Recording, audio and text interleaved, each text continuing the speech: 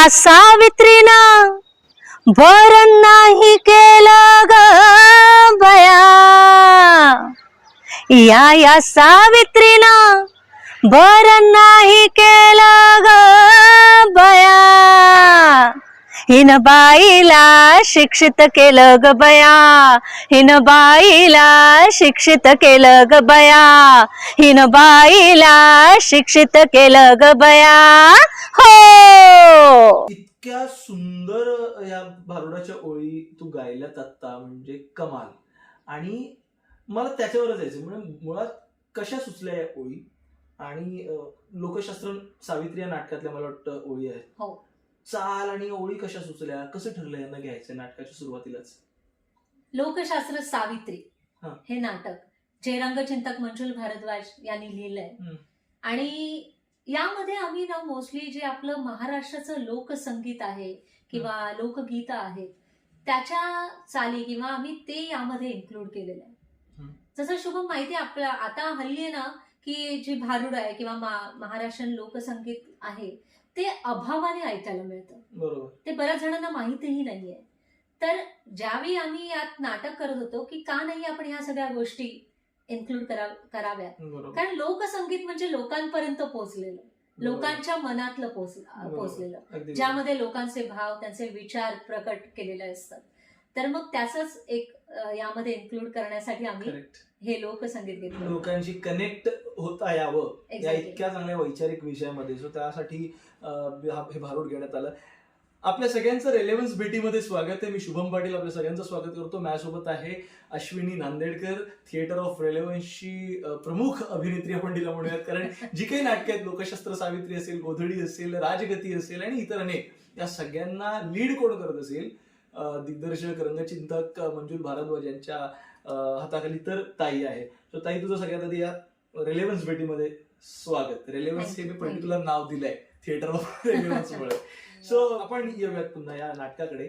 लोकशास्त्र सावित्री नाटक कसं सुरुवात झाली, त्याची उत्पत्ती कशी झाली? आपल्याला माहितीये की आपण एका खूप कठीण काळामध्ये सगळेजण गेलो होतो. बरोबर. म्हणजे आताच्या 2 वर्षापूर्वी आपण कोरोना काळामध्ये होतो, ज्यामध्ये अक्षरशः जिवंत राहण्यासाठी, श्वास घेण्यासाठी आपण सगळे धडपडत होतो.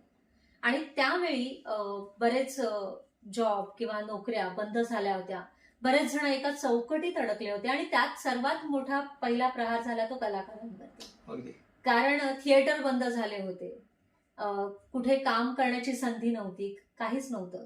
मग अशा वेळी एक कलाकार म्हणून माझी नेमकी काय भूमिका आहे हे स्पष्ट होत नव्हतं. बऱ्याच जणांचं तसं झालेलं, बऱ्याच कलाकारांचं. सगळ्यात लवकर ही इंडस्ट्री बंद झाली आणि सगळ्यात उशिरा ही इंडस्ट्री सुरू झाली. म्हणजे या इंडस्ट्रीमध्ये जे काही पोटा पाण्याचा जे काही अवलंबून होते, म्हणजे फक्त कलाकार नाही, तंत्रज्ञ आणि सगळेच आपण म्हणतो, लाईट्स वाले आले, मेकअप वाले आले, सगळे. सो त्यांच्या सगळ्यांची गोष्टी झाली होती मला वाटतं त्या पिरियड मध्ये. एक्झॅक्टली.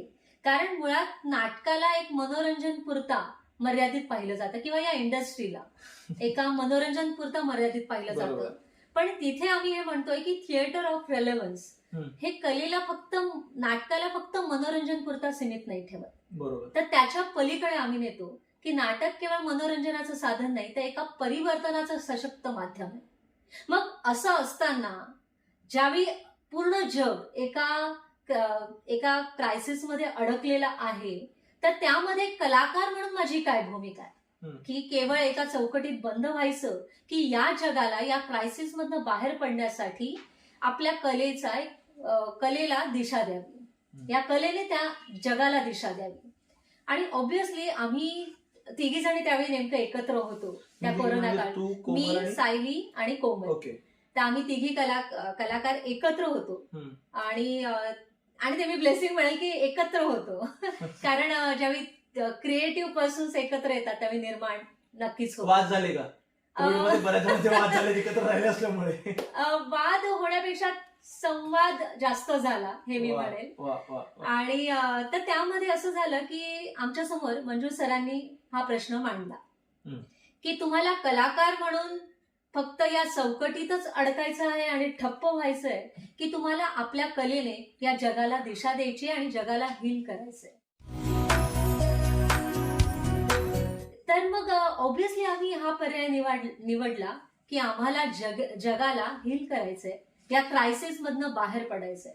एक आहे की कलेला फक्त मनोरंजन पुरता सीमित करून आपण कलेचाही अपमान करतोय आणि एक कलाकाराचाही आपण अपमान करतोय. बरोबर. कारण कलेमध्ये ती ताकद आहे की प्रत्येक चौकटीतनं ती प्रत्येक माणसाला बाहेर काढते. मग ती वैचारिक असू दे, मानसिक असू दे, शारीरिक असू दे, त्या सगळ्या चौकटीतनं कला तुम्हाला बाहेर काढते. बरोबर. आणि कुठल्याही क्रायसिस मधनं तुम्हाला बाहेर पडायचंय तर तुम्हाला वैचारिकरित्या बाहेर पडणं खूप गरजेचं आहे. तर तो जो संदर्भ आहे तो संदर्भ आताच्या काळात आम्ही शोधू लागलो, कारण आपल्या समोरही तशीच महामारी होती. आणि अशा महामारीमध्ये कलाकार म्हणून पुढाकार तुम्हाला घ्यायचा आहे का आणि स्वतःच्या मनामधली सावित्री शोधायची का? तर अशी ती लोकशास्त्र सावित्रीची सुरुवात झाली. खरं तर म्हणजे पहिली शाळा सुरू करणारी सावित्री माहितीये, त्या मुलींना शिकवण्यासाठी दगडगोळे शेणगोळे खाणारी सावित्री माहितीये. पण महात्मा फुलेंचं निधन झाल्यानंतर एकटीनं सगळ्या प्लेगमध्ये पुण्यामध्ये लोकांची सेवा शुश्रूषा करणारी सावित्रीबाई फुले ही फार क्वचित लोकांना माहिती आहे. त्याच्यामुळे हे आपलं दुर्दैव म्हणायला लागेल, आपल्याला शिक्षणामध्ये पण हे काही इन्क्लूड केलेलं नाहीये. असो, तू भागायला द्या. ताई, रंगभूमी दिनानिमित्त आपण तुझी मुलाखत घेतोय आणि या सगळ्या विषयावरती आपण आज बोलतोय. रंगभूमी, मला वाटतं बाकीचं मला माहित नाही, पण महाराष्ट्रातला असा एकही तरुण नसेल जो नाटक किंवा नाटकाशी जोडला गेला नसेल. निदान एकांकिका केलेली असते, एकतरी एकांकिका केलेली असते, कॉलेजमध्ये निदान बॅकस्टेज केलेलं असतं. तर तुझा असा प्रसंग म्हणजे थिएटर ऑफ रेलेव्हन्स आपण म्हटलं तर त्याच्यामध्ये प्रत्येक जण जो असतो तो विचारक आपण म्हणतो. थिएटर ऑफ रेलेव्हन्स मधला मंजुल सरांची शिकवणच तशी आहे. तू कशी जोडली गेलीस या थिएटर ऑफ रेलेव्हन्स सोबत? जवळपास मला वाटतं 11 वर्ष झाली आता तुला. कशी जोडली गेलीस? सुरुवात कशी झाली? एक आहे की प्रत्येक महिला म्हणून प्रत्येकीचं एक स्वप्न असतं किंवा कुठेतरी आत दडलेलं असतं की स्वतःचं एक अस्तित्व घडवावं, एक वेगळी ओळख निर्माण व्हावी. ऑब्व्हियसली ही स्वप्न सगळ्यांची सत्यात येतात असं नाही, कारण आपली समाज रचना, आपली व्यवस्था आणि स्वतःची इच्छा या तिघी जबाबदार आहेत. अशामध्ये मी रोज म्हणजे माझं एक असं होतं की छान घर आहे, चांगला नवरा आहे, चांगला मुलगा आहे, सो समाजाच्या दृष्टीने मी अगदी सुखवस्तू घरामध्ये राहणारी महिला अशी एक माझी फ्रेम तयार होती. मी फ्रेम म्हणेल, ती चौकट होती. बरोबर. पण आत कुठेतरी ते होतं, कारण सकाळी उठल्यावर रोज प्रश्न पडायचा की आजचा दिवस मी कसा ढकलो. सो तो एक कुठेतरी प्रश्न होता. मी काहीतरी शोधत होते आणि ते काय शोधत होते याचं शोध लागत नव्हता. आणि अशामध्ये की चला सुरुवात करूया म्हणून एका नाटकामध्ये मी ज्या स्पर्धा चालतात, राज्य नाट्य स्पर्धा, त्यामध्ये मी काम करायला सुरुवात केली. आणि त्यातही ऑब्व्हियसली खूप संघर्ष केला की आपल्या खानदानात कोणी असं केलं नाही किंवा आता लग्न झालंय, हे सगळं ऐकलं मी. पण मी म्हटलं चला करून तर बघू. आणि मग त्यावेळी मी काम करायला सुरुवात केली तर तिथे मला उत्तेजनार्थ प्राइज मिळालं, ते पण स्टेट लेवलला. पहिलाच प्रयत्न. अगदीच. तर त्यामुळे असं वाटलं की हे कुठेतरी मला आवडतंय आणि इच्छा पण आहे. मग एका सोकॉल्ड कमर्शियल नाटकामध्ये काम करायला सुरुवात केली. म्हणजे ते ओळखीतनं ओळख होऊन ते एखादं काम असं सुरुवात झाली. पण खरं सांगू शुभम, काहीतरी शोधत होते, समाधान मिळत नव्हतं. आणि ते समाधान काय आहे ना ते कळतही नव्हतं. प्रश्न अशा वेळेला मन फार खातं ना. एक्झॅक्टली. काहीच कळत नाही आपल्या कुठल्या दिशेला चाललोय, काय चाललोय, आणि तरी तो शोध घेणं फार भयंकर असतो हा प्रवास. एक्झॅक्टली. आणि असा शोध घेताना मला एका सहकलाकाराने एका हिंदी नाटकासाठी नेलं. आणि त्या हिंदी नाटकाचं नाव होतं छेडछाड क्यों. आणि तिथे मला भेटले मंजुळ भारद्वाज. आणि तिथला पहिला दिवस मला आता आयुष्यभर लक्षात आहे. एक मिनिट, मंजुल भारद्वाज ही व्यक्ती, या व्यक्तीवरती एक वेगळा विशेष पॉडकास्ट होऊ शकतो, त्या व्यक्तीसोबत एक वेगळा विशेष पॉडकास्ट होऊ शकतो. सो हे एक वेगळं रसायन आहे, त्याची भेट आपण घालू, त्याच्यासोबत एक रेलेव्हन्स भेट आपण करूयात नक्की. सो प्लीज कंटिन्यू कर. तर त्यांनी मला पहिलाच प्रश्न गेल्या तिथे विचारला. म्हणजे प्रश्न म्हणण्यापेक्षा ते बोलले, तुम्ही बोला मी ऐकणार. आणि हे माझ्यासाठी अत्यंत नवीन होतं. म्हटलं सॉरी, असं कधीच नसतं. कारण गेल्या 27 वर्ष, म्हणजे त्यावेळी माझं वय 27 होतं, की गेल्या 27 वर्षामध्ये माझे आई वडील असू दे, भाऊ असू दे, सासू सासरे, नवरा, कोणी असू दे, त्यांनी आतापर्यंत आम्ही बोलणार, तू ऐक, हे सांगत आले. आणि आज हा माणूस बोलतोय की तुम्ही बोला मी ऐकणार. हं. आणि तिथनं सुरुवात झाली की मी माणूस आहे आणि माझं ऐकणारं कोणी आहे.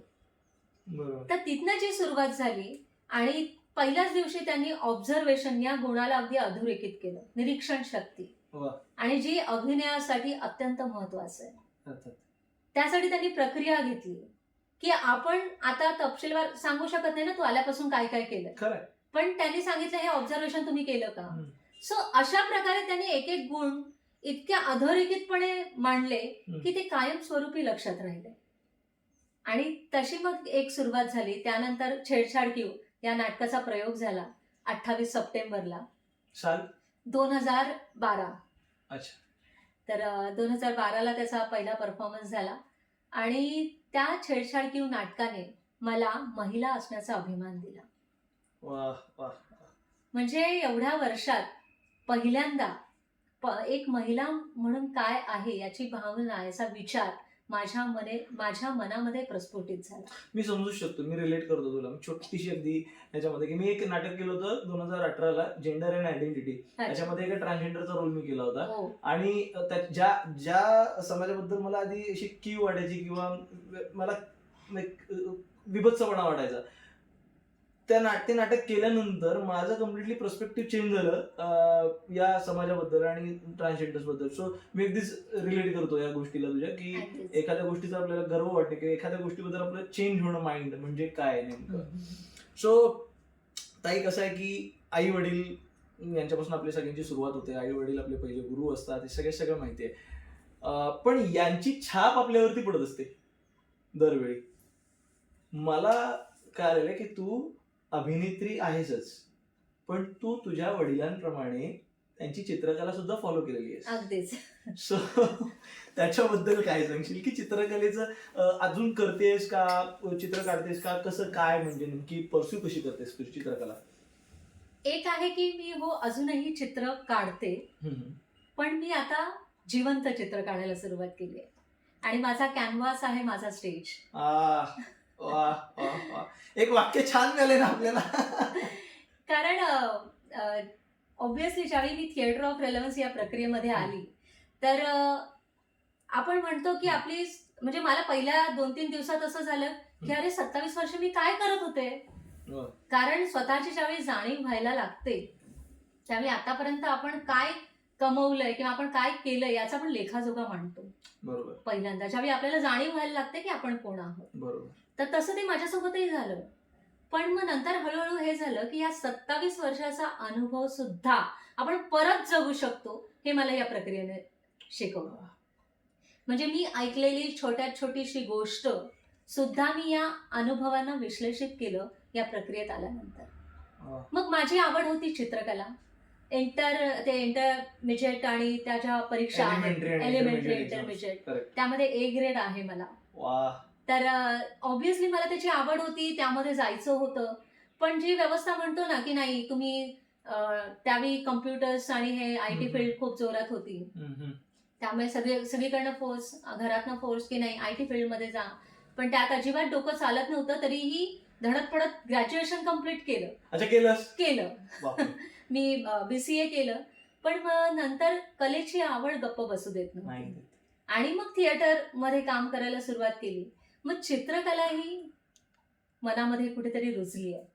तर त्या चित्रकलेला सरांनी अशा प्रकारे दिशा दिली की आम्ही असे कॅनव्हास किंवा असे चित्र उभे करतो की जे जगाला प्रेरित करतात. आणि सर आम्हाला बोललेही की तुमच्या, म्हणजे चित्रकार तो खरा चित्रकार आहे की त्याच्या पेंटिंग्सला बघून एखादा व्यक्ती आपलं जीवन बदलून घेईल आणि प्रेरित होईल. तो खरा कलाकार आहे. आणि मग आम्ही ते कॅनव्हासवरती उतरायला सुरुवात केली. मला थोडं तुला भूतकाळात न्यायचं आता.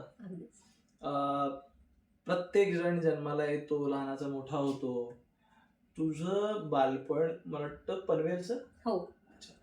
पनवेल सिटी की गावासाठी? त्यावेळेस गाव होतं, पण आता ती फार मोठी शहर झालेलं आहे. पण मग त्या गावाखेड्यामध्ये वाढलेली अश्विनी, ते आत्ताची रंगकर्मी अश्विनी, कसा बदल घडला? एवढा वाटलं होतं की कधीतरी असं आपण करू किंवा काय? बालपण किती अल्लड होतं म्हणजे? माझं बालपण खूप सुखद होतं असं मी म्हणेल. आणि ते याच्यासाठी म्हणेल कारण बालपण म्हणजे माझं घर मी तुला सांगेल कौलारू घर होतं. आह, घरापुढे अंगण, अंगणापुढे झाडं आणि झाडापुढे जंगल आणि जंगलापुढे नदी.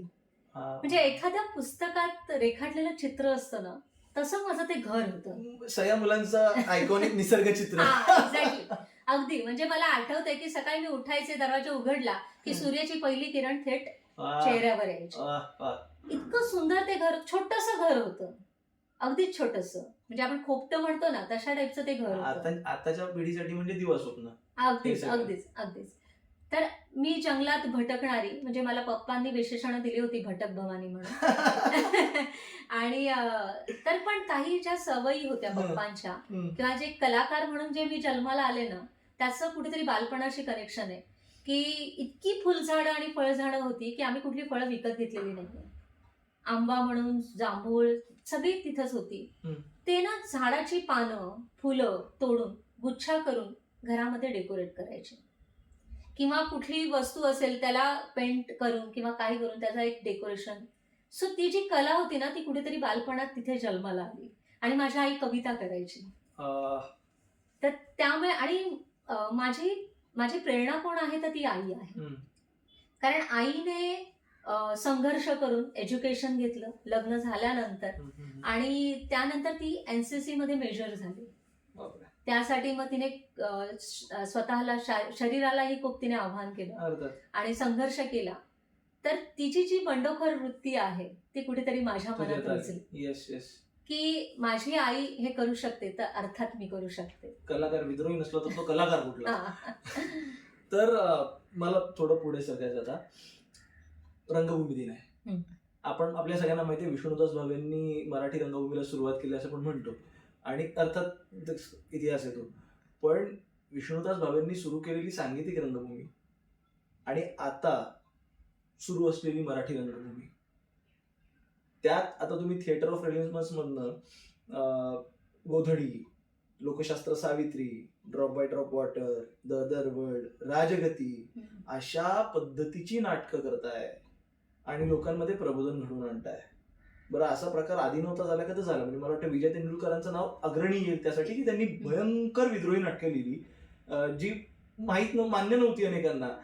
ती विचारसरणी मान्य नसेल पण एवढा मोठा लेखक लिहितोय म्हटल्यावरती त्यात काम करायला सगळेजण पुढे होते आणि तसं झालं. आता कुठेतरी ते बंद झालं मला वाटतं. असं फक्त त्यासाठी की त्यांनी भयंकर विद्रोही नाटकं लिहिली जी मान्य नव्हती अनेकांना. ती विचारसरणी मान्य नसेल पण एवढा मोठा लेखक लिहितोय म्हटल्यावरती त्यात काम करायला सगळेजण पुढे होते आणि तसं झालं. आता कुठेतरी ते बंद झालं मला वाटतं. असं फक्त विनोदी नाटक म्हणून मराठी रंगभूमी जिवंत आहे. या सगळ्याकडे तू कसं बघतेस एक रंगकर्मी म्हणून मला सांग ना. म्हणजे एका बाजूला तुम्ही एवढी प्रबोधनात्मक नाटकं करताय आणि दुसऱ्या बाजूला सायमल्टेनियसली मराठी रंगभूमीवरती फक्त विनोद निर्मिती सुरू आहे. विनोद झालाय का मराठी रंगभूमीचा? काय वाटतं तुला? एक आहे की हो विष्णुदास भावे यांनी एक रंगभूमी सुरू केली पण ती रंगभूमी कोरोना काळापर्यंत होती ती तिथे संपली. कारण त्यानंतर कोरोना काळामध्ये पूर्ण जी इंडस्ट्री ठप्प झाली होती त्या कोरोना काळामध्ये थिएटर ऑफ रेलेव्हन्सने पुढाकार घेऊन 3 जानेवारीला लोकशास्त्र सावित्री या नाटकाने ती परत सुरू केली. म्हणजे कोणीच मी बघितलं त्यावेळी आम्ही ऑब्झर्वेशन केलं की कुठल्याच कलाकाराने किंवा काय नवीन नाटक नाही आणलं नंतर आफ्टर कोरोना. तीच नाटकं पुन्हा सुरू केली. पण थिएटर ऑफ रेलेव्हन्स यांनी म्हणजे आम्ही लोकशास्त्र सावित्री या नवीन नाटकाची मुहूर्तही केली आणि नवीन नाटकाने परत ही इंडस्ट्री सुरू झाली आणि खरंच त्यावेळी आमच्या प्रेक्षकांनी खूप साथ दिली.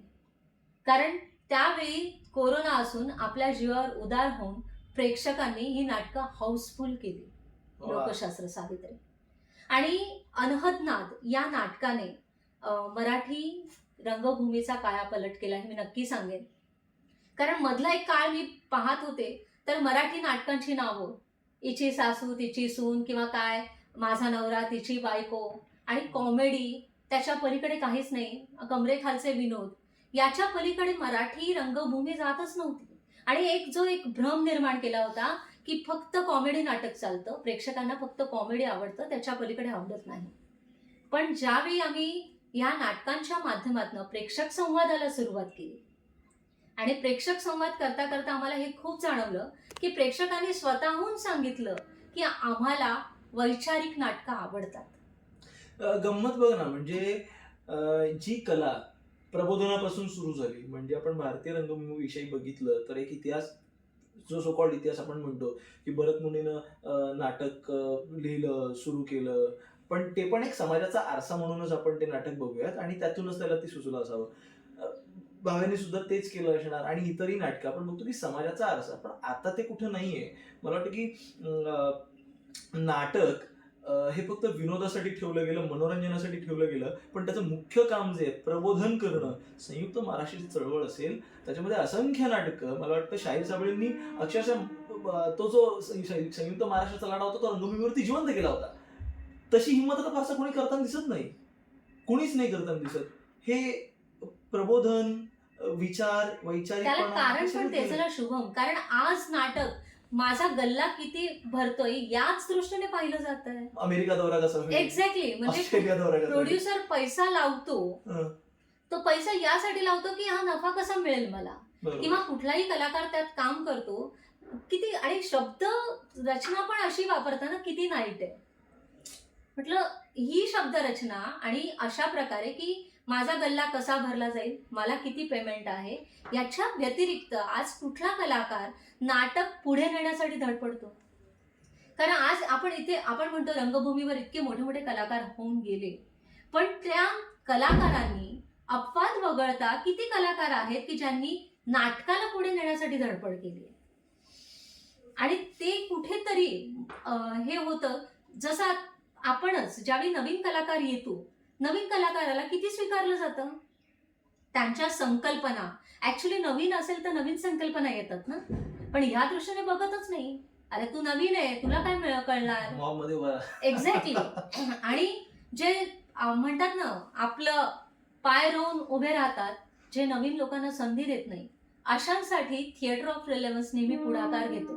कारण नवीन संकल्पना जोपर्यंत येत नाही तोपर्यंत त्यामुळे जुन्या रूढीवादी होऊन जातात. बरोबर. आणि रूढीवादी झालं की माणूस अडकत जातो. आणि मग त्यासाठीच की रंगभूमीवरती नवीन नवीन पुढाकार येण्यासाठी थिएटर ऑफ रेलेव्हन्स नेहमी प्रतिबद्ध आहे. मग मी तेच सांगत होते की अनहद नाद या नाटकाने हा पुढाकार घेतला की त्यानंतर मला हा बदल दिसला की नाटकाची नावं बदलली. म्हणजे मराठी रंगभूमीवरती जे एक फक्त कॉमेडी आणि त्याचं सुरू होतं, त्यानंतर गंभीर नाटकं यायला सुरुवात झाली. मग दीपस्तंभ असू दे किंवा अजून बरेच काही, की जी एक वेगळी नावं, वेगळी ओळख मराठी रंगभूमीवरती परत एकदा यायला सुरुवात झाली आणि ते नाटक अनहद नादने ते सुरुवात केली.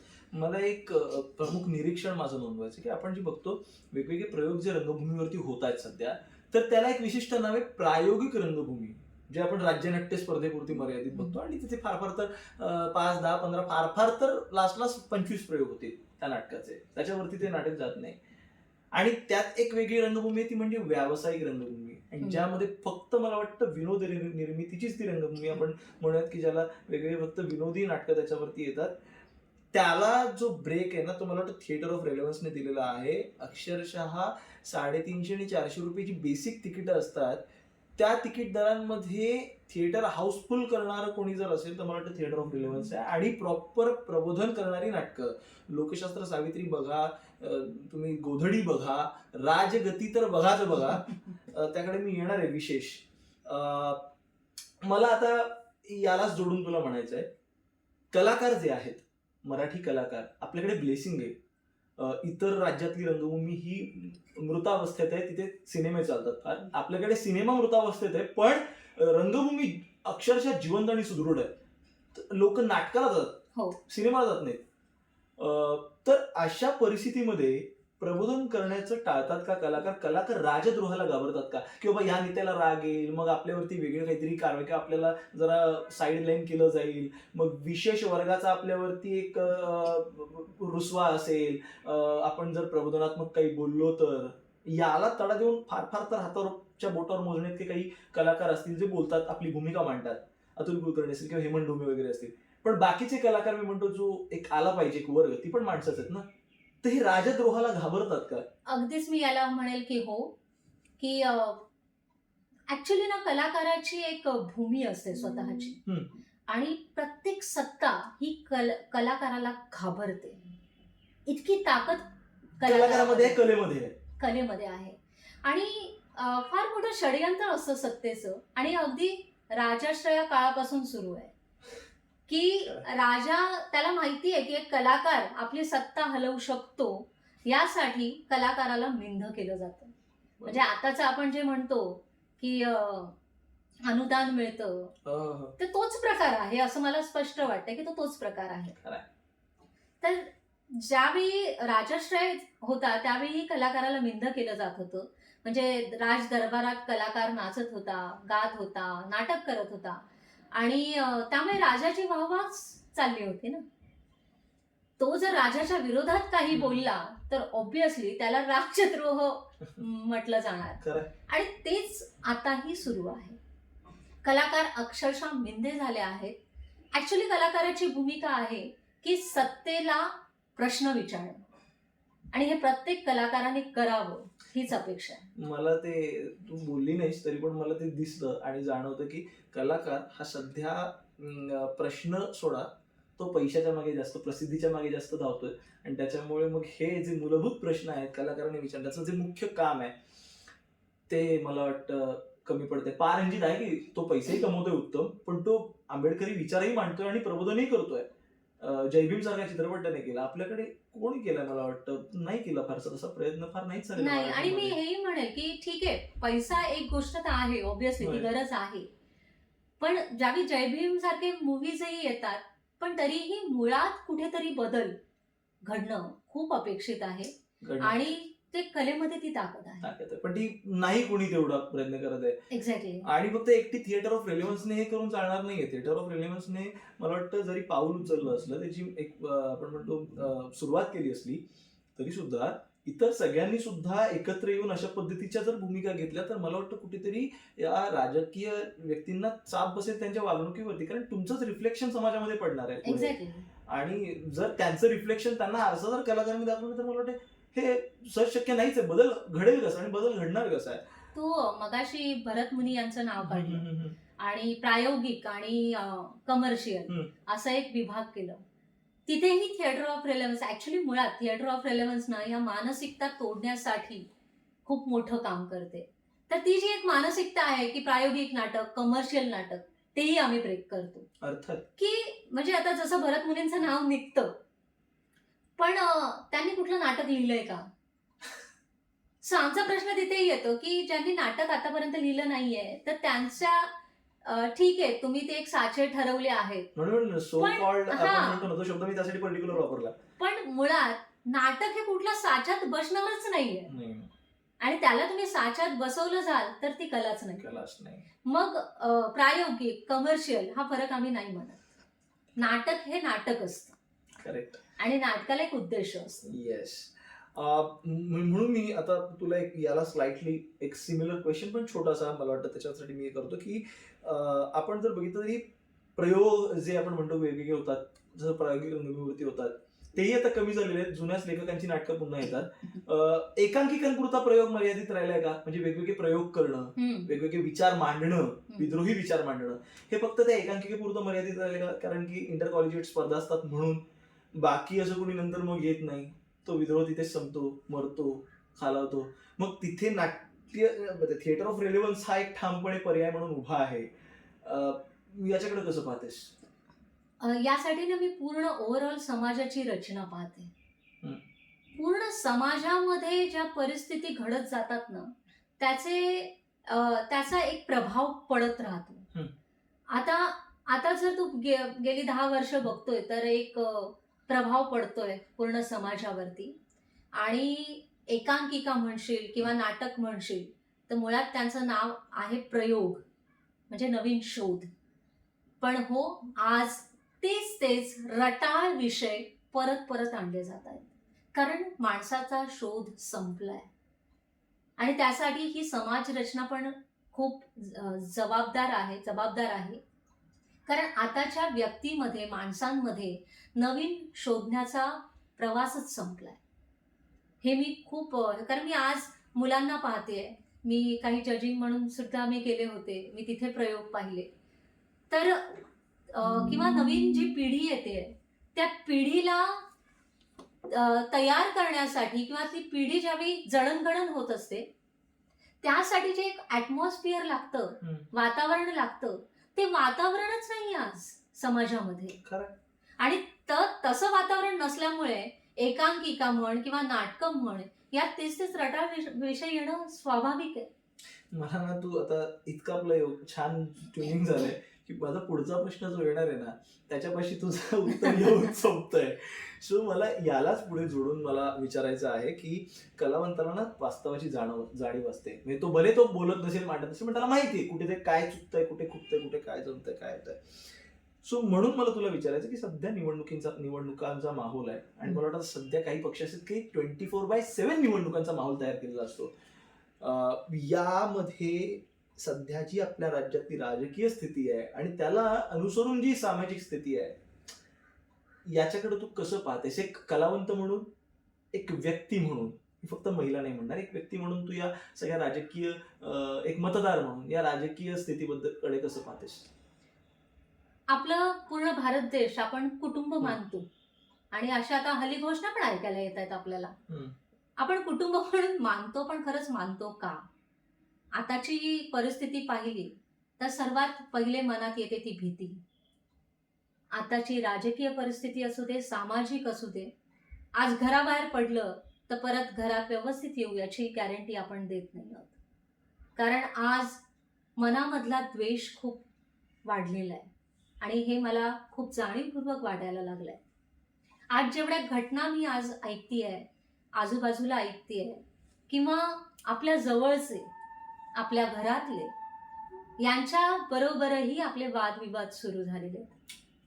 तर ही सगळी परिस्थिती पाहिल्यानंतर आपल्या सत्तेमध्ये कोणीही असू दे, आपल्या सत्तेमध्ये जे असतात आपण अगदी आदराने कुटुंब प्रमुख म्हणून त्यांना भूमिका देतो ना. खरं.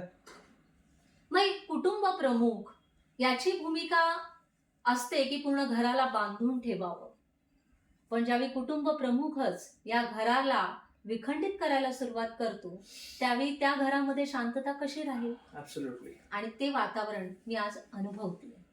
ते कुठलाही प्रधान असो किंवा कुठल्याही राज्याचा मुख्य असो, मला वाटतं तेच काम सध्या सुरू आहे. आता म्हणजे राजकीय परिस्थितीबद्दल बोललो, निवडणुका आहेत आणि सध्या बघतो आपण की महिला सेंट्रिक राजकारण फार मोठ्या प्रमाणावरती सुरू आहे. ठीक आहे, म्हणजे त्या महिलेला राजकारणामध्ये किती स्थान आहे हा एक चर्चेचा वेगळा विषय होऊ शकतो खरं तर माझ्या मते. हा सगळीकडेच. पण मुख्य ज्याच्यामुळे देश चालतो, राज्य चालतं, ते राजकारणामध्येच महिलेला स्थान असेल तर इतर विषयांमध्ये तर मग सोडूनच दे. पण याच्यामध्ये आता तिला आणलं गेलंय, तिला प्रलोभन दिलं गेलंय. लाडकी लेक, लाडकी बहीण अशा नवनवीन योजना आणल्या जात आहेत. तर मला म्हणायचंय की एक महिला म्हणून, एक मतदार म्हणून, एक व्यक्ती म्हणून तू या सगळ्या प्रलोभनांकडे कसं पाहतेस? मुळात एक नागरिक म्हणून तू या सगळ्या प्रलोभनांकडे कसं पाहतेस? आपल्या संविधानातनं खूप मोठा अधिकार आहे. आपल्या संविधानाने महिलांना समान होण्याचा अधिकार दिला. खरंय. तरीही आपण रक्षाबंधन सेलिब्रेट करतो त्यावेळी एक म्हणतात ना, झुंझुना दिला जातो बहिणीला की मी तुझी रक्षा करणार आणि तो गिफ्ट देणार, पण तू प्रॉपर्टी मध्ये हक्क मागू नको. मला तो लागला. तसंच काहीसं वाटतं मला हे की माझा जो मूळ हक्क आणि अधिकार आहे ना त्याबद्दल मी ब्र काढायचं नाही. आपण कुटुंब म्हणून मानतो, पण खरंच मानतो का? आताची परिस्थिती पाहिली तर सर्वात पहिले मनात येते ती भीती. आताची राजकीय परिस्थिती असू दे, सामाजिक असू दे, आज घराबाहेर पडलं तर परत घरात व्यवस्थित येऊ याची गॅरंटी आपण देत नाही आहोत. कारण आज मनामधला द्वेष खूप वाढलेला आहे आणि हे मला खूप जाणीवपूर्वक वाटायला लागलंय. आज जेवढ्या घटना मी आज ऐकतेय, आजूबाजूला ऐकतेय, किंवा आपल्या जवळचे, आपल्या घरातले, यांच्या बरोबरही आपले वादविवाद सुरू झालेले आहेत. तर ही सगळी परिस्थिती पाहिल्यानंतर आपल्या सत्तेमध्ये कोणीही असू दे, आपल्या सत्तेमध्ये जे असतात, आपण अगदी आदराने कुटुंब प्रमुख म्हणून त्यांना भूमिका देतो ना. खरंय. मग एक कुटुंब प्रमुख याची भूमिका असते की पूर्ण घराला बांधून ठेवावं. पण ज्यावेळी कुटुंब प्रमुखच या घराला विखंडित करायला सुरुवात करतो, त्यावेळी त्या घरामध्ये शांतता कशी राहील? ऍब्सोल्युटली. आणि ते वातावरण मी आज अनुभवते. ते कुठलाही प्रधान असो किंवा कुठल्याही राज्याचा मुख्य असो, मला वाटतं तेच काम सध्या सुरू आहे.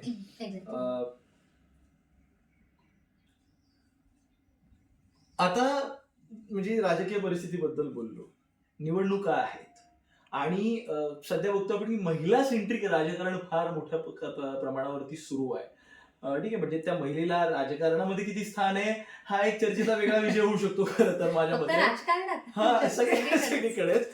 पण म्हणजे मुख्य ज्याच्यामुळे देश चालतो, राज्य चालतं, ते राजकारणामध्येच महिलेला स्थान असेल तर इतर विषयांमध्ये तर मग सोडूनच दे. पण याच्यामध्ये आता तिला आणलं गेलंय, तिला प्रलोभन दिलं गेलंय. लाडकी लेक, लाडकी बहीण अशा नवनवीन योजना आणल्या जात आहेत. तर मला म्हणायचं आहे की एक महिला म्हणून, एक मतदार म्हणून, एक व्यक्ती म्हणून तू या सगळ्या प्रलोभनांकडे कसं पाहतेस? मुळात एक नागरिक म्हणून तू या सगळ्या प्रलोभनांकडे कसं पाहतेस? आपल्या संविधानातनं खूप मोठा अधिकार आहे. हम्म. आपल्या संविधानाने महिलांना समान होण्याचा अधिकार दिला. खरंय. तरीही आपण रक्षाबंधन सेलिब्रेट करतो त्यावेळी एक म्हणतात ना, झुंझुना दिला जातो बहिणीला हो. की मी तुझी रक्षा करणार आणि तो गिफ्ट देणार, पण तू प्रॉपर्टी मध्ये हक्क मागू नको. ते ठसका लागेल, असंच. ठसका लागेल सगळ्यांना. मला तो लागला. तसंच काहीसं वाटतं मला हे, की माझा जो मूळ हक्क आणि अधिकार आहे ना, त्याबद्दल मी ब्र काढायचं नाही आणि माझ्या हातात मी गप्प राहावं म्हणून मला एक झुंझुना दिला गेला. आणि मला द्यायचंय ना तुम्हाला, तुमची इच्छा आहे की माझा हक्क द्या, माझा अधिकार द्या. आणि आता दिलं जाणारे ते 1,500 म्हण, मला तुला खुळखुळ म्हणायचं. एक्झॅक्ट खुळखुळ. ओके. ते खेळणं जे म्हणतो आपण, ते खेळणं दिलं जात आहे. माझा हक्क आणि माझा अधिकार ऍक्च्युली तो मला द्या पण नाही, तो माझा आहे. आणि तो मी मागत नाहीये, तो माझा आहे. आणि याची जाणीव व्हावी एवढी अपेक्षा आहे. काय आहे तो अधिकार, जरा तू मला सांगशील? एक आहे की एक महिला म्हणून माझा निर्णय घेण्याचा अधिकार आहे, माझा बाहेर पडण्याचा अधिकार आहे आणि मला नोकरी मिळण्याचा अधिकार आहे. पण तो कुठेही आज समाज रचनेमध्ये म्हणू दे, प्रशासन व्यवस्थेमध्ये म्हणू दे, सत्तेत म्हणू दे, हा अधिकार दिला जात नाही. केवळ एक खेळणं दिलं जातंय. लाडकी बहीण म्हणतात, पण मग या ज्या घटना होत आहेत, मणिपूर सारख्या, महाराष्ट्रात होत आहेत, कलकत्त्यासारख्या घटना होत आहेत, या घटना पाहिल्यानंतर हे खेळणं नकोसं वाटतं. खरा अधिकार आहे की तू विचार कर ना, की एका फॅमिलीमध्ये एक पुरुष कमवतो, त्याला किती पगार असतो? सरासरी जर पकडलं तर 30 ते 40 हजार आपण पगार समजू. महिलाने, त्यातल्या महिलेनेही, त्या घरातल्या महिलेनेही जॉब, काही महिला जॉब करतात, काही घरात आहे, त्या महिलांनाही जॉबसाठी 30 ते 40 हजार महिना मिळणार आहे. बरोबर. आणि या दोघांचं मिळून मग एक घर चालतंय. बरोबर. आज त्या बहिणीला 1,500 रुपये किंवा फार फार 2,000 किंवा समथिंग दिले जात आहे. आम्ही म्हणतोय की जॉब द्या, त्या नोकरीच्या संधी उपलब्ध करा, पण ते होणार नाही, कारण कुठे 30,000 आणि कुठे 1,500. ही जी तफावत आहे, ही तफावत प्रत्येक सामान्य माणसाने जाणून घेणं खूप गरजेचं आहे. की आपल्याला, आपण हातात खेळणं घेण्याच्या ऐवजी आपला अधिकार घेतला तर खऱ्या अर्थाने आपल्याला सुव्यवस्था लाभेल. आणि त्यामुळे विचार करणं, प्रत्येक बहिणीने विचार करणं फार महत्वाचं आहे. सगळ्यात मोठं दुर्दैव तुम्हाला सांगतो, आपण संयुक्त महाराष्ट्र झाला, आज जवळपास 50हून अधिक वर्ष झाली महाराष्ट्र निर्मिती होऊन, आणि भारतातलं, त्या भारतीय संघराज्यातलं सर्वात प्रगत राज्य कुठलं असेल तर ते मला वाटतं महाराष्ट्र आहे. आणि अशा या महाराष्ट्राला आजपर्यंत त्याची एक महिला मुख्यमंत्री पहिली महिला मुख्यमंत्रीची प्रतीक्षा आहे आणि ते अजूनही झालेलं नाहीये. खरं. एक प्रयत्न झाला होता पण तो राहूनच गेला. वसंतदादा पाटलांच्या मला वाटतं पत्नीचा झाला होता पण तो राहूनच गेला. सो कधी होणार आहे देव जाणू, म्हणजे आता तोच जाणू किंवा या राज्यातली लोक जाणो. त्यांच्या मनावर असेल तर ते निवडून देतील ना. म्हणजे ते जर तिला रिस्पेक्ट देणार नाही तर राजकारणी काय रिस्पेक्ट देणार आहेत. असो, या राजकारणावरती चर्चा सुरू आहे. तर मला वाटतं थिएटर ऑफ रेलेव्हन्स एक उत्तम नाटक आहे जे यावरती ऍप्ट भाष्य करतं, ते म्हणजे राजगती. हिंदीतलं होतं मला वाटतं, त्याच्यानंतर त्याचं मराठीवरती आलेलं आहे. काय सांगशील राजगती नाटक नेमकं काय आहे? आता या राजकीय पार्श्वभूमीवरती, या विस्कटलेल्या राजकारणातल्या या सगळ्या भूमिकांवरती राजगती हे नाटक काय भाष्य करतं, कसं भाष्य करतं, लोकांनी ते मुळात का पाहावं, काय सांगशील? आजच्या 6-7 वर्षापूर्वी जर तुम्हाला विचारलं असतं राजकारणाबद्दल तर मी एकच सांगितलं असतं, this is not my cup of tea, I am not interested. आणि हीच मानसिकता किती देशद्रोही आहे हे दाखवणारं हे नाटक आहे. कारण राजकारण म्हटलं की कलाकाराचा काय संबंध, हा पहिला प्रश्न येतो. राजकारण म्हटलं तर आपला काय संबंध. अरे पण आपण एक व्यक्ती आणि अशा असंख्य व्यक्ती एकत्र येतात, मत देतात आणि एकाला आपल्यापैकी निवडून देतात, ते आपली व्यवस्था निर्माण करण्यासाठी. आणि अशा वेळी आपण म्हणतो की माझा यामध्ये काही इंटरेस्ट नाहीये, तर आपण आपल्याच व्यवस्थेवरती कुऱ्हाड मारतो. आणि ह्या नाटकामध्ये आम्ही आपल्या ज्या विचारधारा आहे की ज्या विचारधारांवरती आपला भारत उभा आहे, मग ते महात्मा गांधी असू दे, भगतसिंग असू दे, आंबेडकर असू दे, कार्ल मार्क्स असू दे, या सगळ्या विचारधारांना घेऊन त्याचं विश्लेषण या नाटकामध्ये केलेलं आहे. कारण एक आहे की या विचारधारांबद्दल समजही आहे आणि गैरसमजही आहे. खरं, पण ते पोचतच नाहीये लोक. वाटले गेलेत, मार्क्स वाटले गेलाय, भगतसिंग वाटले गेलेत, गांधी आणि नेहरू वेगळ्याच प्रकरणामध्ये वाटले गेले. एक्झॅक्टली यांना एकत्र आणणारं मला वाटतं हे नाटक आहे. त्यानंतर आताची जी परिस्थिती आहे की मंडल, कमंडल आणि भूमंडल यामध्ये कसं वर्गीकरण झालेलं आहे आणि आजचा युवा हा फक्त एका चौकटीत अडकून आपल्या प्रगतीसाठी प्रयत्न नाही करत आहे, तर केवळ आपापसात भांडत राहतोय निर्बुद्धपणे. त्याचं खूप सुंदर विश्लेषण या नाटकात केलेलं आहे. आणि 3 शब्द हिने जे वापरले ना, मंडल, कमंडल आणि भूमंडल, ह्या 3 शब्दांमध्ये, हे 3 शब्द जर तुम्हाला कळले असतील ना तर तुम्हाला सबंध नाटक कळालंय. आणि जर ते कळले नसतील तर मला म्हणायचं की तुम्ही नाटक बघायला या आणि ह्या 3 शब्दांचा किती मोठा गर्भित अर्थ आहे तो तुम्हाला ते नाटक बघितल्यावरती कळेल. आणि त्यानंतर आम्ही त्याचा शेवट हा केलाय की सत्ता, व्यवस्था, राजनैतिक चरित्र आणि राजनीती याची खरी व्याख्या दिली आहे. आपण ना सरमिसळ सगळं एकत्र करतो, म्हणजे राजकारण म्हटलं की आपण सगळं एकत्र करतो, पण ऍक्च्युली सत्ता वेगळी आहे, सत्तेची गणितं वेगळी आहे. आणि सत्ता एक अशी शक्ती आहे, पॉवर आहे की जी सगळ्यांना भ्रमित करायला सुरुवात करते. पण त्या सत्तेला भ्रमित न होता जो उभं राहतो ते राजनैतिक चरित्र आहे. आणि राजनैतिक चरित्र कसं नसावं हे आपल्याला खूप चांगल्या प्रकारे आता माहिती आहे. कसं असावं हे माहिती, कसं असावं यावरती डिस्कशन नाही होत आहे आणि ते जास्त व्हावं. एखादं तुला माहिती असं कुठलं राजनैतिक चरित्र जो आदर्श आहे भारतीय राजकारणामध्ये, असं कोण आहे तुला वाटतं? म्हणजे आता ऍक्च्युली राजनैतिक चरित्र ना हे स्वातंत्र्य लढ्याच्या काळातच घडले, त्यानंतर किती घडले यावरती प्रश्न. त्याच्यानंतर तर घडलेच नाही. पण मग कुठलं तुला वाटतं की एक आहे की मला जवाहरलाल नेहरू यांचं एक राजनैतिक चरित्र, कारण मी काही गोष्टी त्यांच्या वाचल्या की एक भारत ज्यावेळी स्वतंत्र झाला आपला भारत, त्यावेळी काहीच नव्हतं, शून्यापासून सुरुवात होती आणि त्या शून्यापासून आणि असंख्य प्रश्न भारतात होते. म्हणजे साऊथचं एक वेगळं सुरू होतं, काश्मीर प्रश्न होता.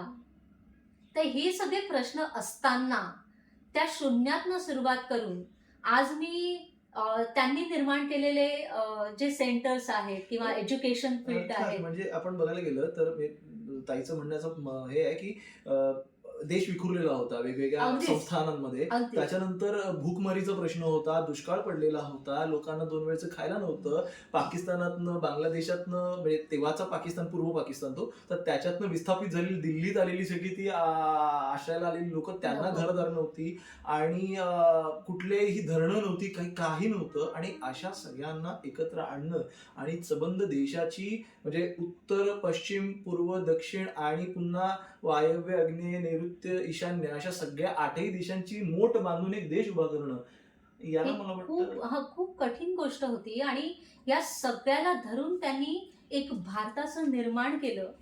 तर ती प्रक्रियाच मला अद्भुत वाटते. खरं आहे. ती प्रक्रिया हे भल्याभल्यानं नाही जमणार. ती प्रक्रिया इतकी अद्भुत आहे की सगळ्यांना ते एकत्र बांधून ठेवणं आणि त्या देशाला पुढे नेणं. बरं, असंही नाही की ते देशात तो म्हणजे काहीच नाही झालं किंवा काय. आपण आज जे मोठे मोठे सेंटर बघतोय किंवा आपलं संविधान म्हणतोय, संविधान, इस्रो ते आहे, संविधान निर्माण IIT झालं, आहे. इस्रो झालं, IIT झालं, ते मोठे मोठे जे संस्था सुरू केल्या, ह्या सगळ्या प्रोसेसला पाहताना मला नेहरू जास्त कळत गेले खरं आहे. की अशा प्रकारे त्यांनी जे काम केलं असं फार रेअर आहे, कमी आहे. आपण आलोच आहे या सगळ्यामध्ये. मला एक पुन्हा ज्या व्यक्तीपासून या भेटीची सुरुवात केली त्या व्यक्तीकडेच मला पुन्हा येऊन शेवट करायचा आहे मुलाखतीचा. मला आता एक मध्यंतरी थिएटर ऑफ रेलेव्हन्स थ्रू एक छानपैकी विदेशी दौरा झाला, एक नाटक घेऊन तुम्ही लोक गेलात, ड्रॉप बाय ड्रॉप वॉटर. म्हणजे त्याच्यातही काहीतरी प्रबोधन घेऊनच जगाला प्रबोधन देणारी ही संस्था आहे. तर ड्रॉप बाय ड्रॉप वॉटर हे तुम्ही घेऊन गेलात तिकडे आणि युरोपचा दौरा केलात आणि त्याचं एक चरित्र वर्णन त्या पूर्ण दौऱ्याचं तू केलंयस आणि एक पुस्तक तुझं येऊ घातलंय.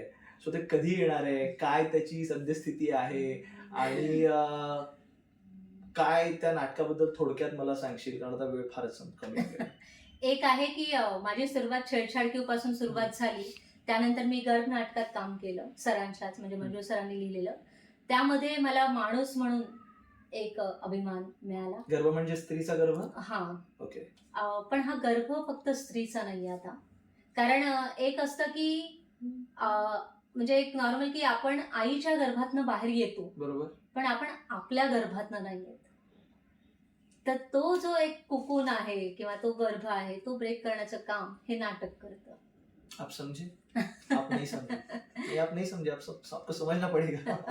तर त्या गर्भातनं बाहेर या नाटकाने मला काढलं, आपल्या मानसिकतेतनं, आपल्या विचारातनं बाहेर काढलं. आणि त्यानंतर मग सरांनी मला एक म्हणतात ना एक भरारी दिली. म्हणजे एक महिला म्हणून माझं कधीच असं मला वाटलं नव्हतं की मी युरोपला जाऊ शकेल. कारण एक असतं की नोकरीच्या निमित्ताने, फिरण्याच्या निमित्ताने किंवा नवरा कामाला आहे तिथे तर त्या निमित्ताने एक टिपिकल आपण म्हणतो माइंडसेट. त्या तिघींमध्ये मी नव्हते. पण माझ्या कामाच्या जोरावर, माझ्या विचारांच्या जोरावरती मला त्यांनी ही उंच भरारी दिली आणि ड्रॉप बाय ड्रॉप वॉटर हे नाटक घेऊन आम्ही युरोपला गेलो. युरोपमध्ये आम्ही 4 देशांमध्ये याचे प्रयोग केले. आणि एक आहे की ड्रॉप बाय ड्रॉप वॉटर म्हटलं की पाणी हे आपलं नैसर्गिक अधिकार आहे. पण आज तेच पाणी प्रायव्हेटायझेशन झालंय. त्या विकत मिळायला लागले विकत बाटल्यांमध्ये. मिळायला लागले. त्यापेक्षा दुर्दैवी ती कोणती? एक्झॅक्टली. म्हणजे जो आपला नैसर्गिक अधिकार आहे, आता तर ऑक्सिजनही तेच झालंय ना. हो, ऑक्सिजन नाही म्हणजे तुम्हाला शुद्ध ऑक्सिजन नाहीच मिळत. आले म्हणजे ब्रँड्स आलेत भारतामध्ये, एक्झॅक्टली. पण ते फार तर एक्सपेन्सिव्ह. नैसर्गिक अधिकारावरती ज्यावेळी प्रायव्हेटायझेशन होतं तर त्यावेळी समजून जायचं की हा देश किंवा हे जग विध्वंसाकडे गेलंय. मग अशासाठी हा पुढाकार आहे की ड्रॉप बाय ड्रॉप वॉटर हे आम्ही 4 देशांमध्ये परफॉर्म केलं आणि एक उंच भरारी दिली, एक जागतिक लेवल. आणि ज्यामध्ये मला ही भावना सरांनी दिली की हे जग माझं आहे आणि यावर विश्वास ठेव. वा. कलाकार म्हणून मी माझ्या पाठीचा मणका ताठ कसा ठेवू शकते. हा. आणि याचं कारण आहे की कुठलीही कला किंवा आज नाटक म्हटलं की तुम्हाला सगळ्यांना माहितीये की एक प्रोड्युसर लागतो. बरोबर. जसं मी बोलले की आज गल्ले भरू झालेत प्रोड्युसर. तर आम्ही या नाटकाच्या प्रक्रियेत गेले 11 वर्ष एकही प्रोड्युसर नाही आहे कुठल्याच नाही. नाटकाला. नाही. कारण आम्ही पाठीचा मणका ताठ ठेवून उभं राहायला शिकलो. मी यासाठीच म्हणतेय की प्रोड्युसर म्हटलं की निर्णय प्रक्रिया ही प्रोड्युसरकडे जाते आणि मग कलाकार म्हणून ती निर्णय प्रक्रिया आम्हाला ती द्यायची नव्हती, कारण निर्णय आपण कटपुतली होऊन जातो एक्झॅक्टली प्रोड्युसरची. एक्झॅक्टली. मग नाटक कुठे असेल, प्रेक्षक कोण असतील, हे सगळे निर्णय आम्ही कलाकार एकत्र मिळून घेतो आणि आम्ही प्रेक्षक संवादाला सुरुवात केली. कारण नाटकासाठी महत्वाचं आहे कलाकार आणि प्रेक्षक. कलाकार म्हणून आम्ही तयार होतो नवीन संकल्पना आणण्यासाठी, पण प्रेक्षक म्हणून त्यांची भूमिका तयार करण्यासाठी आम्ही कलाकार थेट प्रेक्षकांमध्ये उतरलो, त्यांच्याशी संवाद करायला सुरुवात केली आणि प्रेक्षकांनी त्यांची भूमिका अगदी चोख पार पाडली की तेही नाटकासाठी उभे राहिले आणि आज नाटक हाऊसफुल जातात. वा वा वा. हे फक्त थिएटर ऑफ रेलेव्हन्स फक्त कलाकार घडवत नाही, फक्त विषय आणत नाही, तर प्रेक्षकही घडवत आहे. हे आपल्याला याच्यातनं प्रामुख्यानं म्हणावं लागेल. सो खूप खूप थँक्यू. या सगळ्या संवादामध्ये तू तुझी मतं मांडलीस, रोखठोक मांडलीस आणि मला आशा आहे की अनेक मुली, अनेक महिला ही मुलाखत बघत असतील तर त्यांना काही लिंक्स किंवा काही आदर्श तुझ्याकडनं जर मिळाल्या, तुझे विचार त्यांनी घेतले तर मला वाटतं थोडाफार फरक का होईना यातनं पडायला सुरुवात होईल. असो, खूप खूप थँक्यू. पुढच्या रेलेव्हन्स भेटीमध्ये आणखी एक नवी व्यक्ती घेऊन येऊयात. तोपर्यंत तिथेच थांबतो. हम है.